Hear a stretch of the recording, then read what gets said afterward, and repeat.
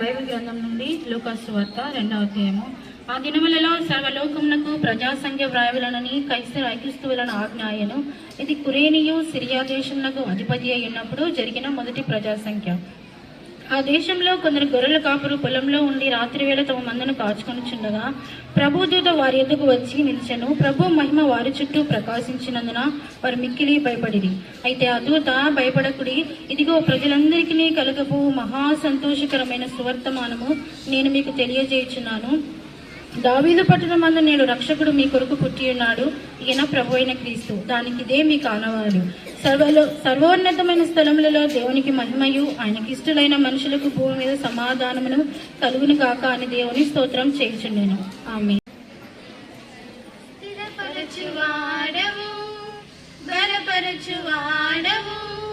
పడిపోయిన చోటే నిలబెట్టువాడవు, బలపరచువాడవు, హెచ్చించువాడవు, మా పక్షము నిలిచి జయమిచ్చువాడవు, స్థిరపరచువాడవు, బలపరచువాడవు, పడిపోయిన చోటే నిలబెట్టువాడవు, గణపరచువాడవు, హెచ్చించువాడవు, మా పక్షము నిలిచి జయమిచ్చువాడవు. ఏమైనా చేయగలవు, కథ మొత్తం మార్చగలవు, నీ నామముకే మహిమంతా తెచ్చుకుందుము. ఏమైనా చేయగలవు, కథ మొత్తం మార్చగలవు, నీ నామముకే మహిమంతా తెచ్చుకుందుము.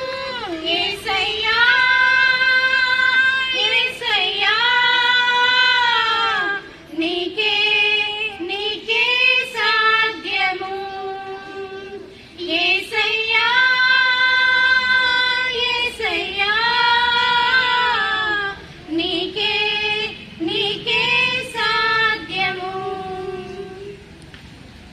నీ ఆజ్ఞ లేనిదే ఏదైనా జరుగునా, నీ కంచె దాటగా శత్రువులకు సాధ్యమా. నీ ఆజ్ఞ లేనిదే ఏదైనా జరుగునా, నీ కంచె దాటగా శత్రువుకు సాధ్యమా.